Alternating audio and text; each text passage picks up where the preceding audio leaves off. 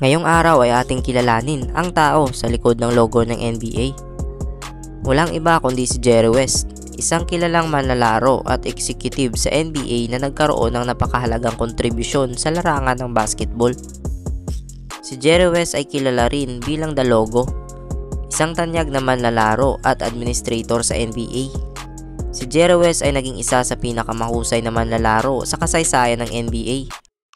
Ipinanganak si Jerry West noong May 28, 1938 sa Chilean, West Virginia, USA. Naglaro siya ng college basketball para sa West Virginia University, kung saan nanguna siya bilang isang guard at naging isa sa mga star ng koponan. Hinirang siya ng Los Angeles Lakers bilang pangalawang pick sa 1960 NBA draft.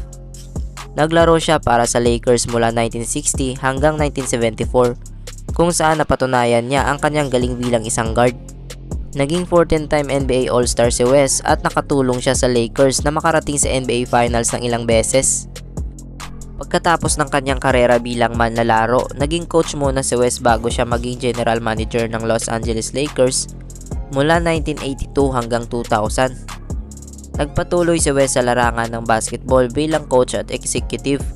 Siya ay nagsilbing head coach ng Lakers at naging general manager ng team mula 1982 hanggang 2000.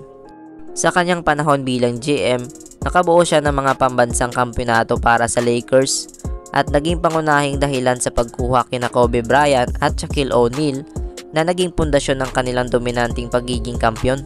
Matapos sa Lakers, naging presidente siya ng basketball operation para sa Memphis Grizzlies noong 2002 hanggang 2007 at sa Golden State Warriors noong 2011 hanggang 2017. Kilala si Jerry West bilang Mr. Clutch dahil sa kanyang kakayahan na mag-perform sa mga crucial moments ng laro. Isang basketball legend si Jerry West at kilala siya hindi lamang sa kanyang galing sa paglalaro ng basketball, kundi pati na rin sa kanyang husay bilang isang executive.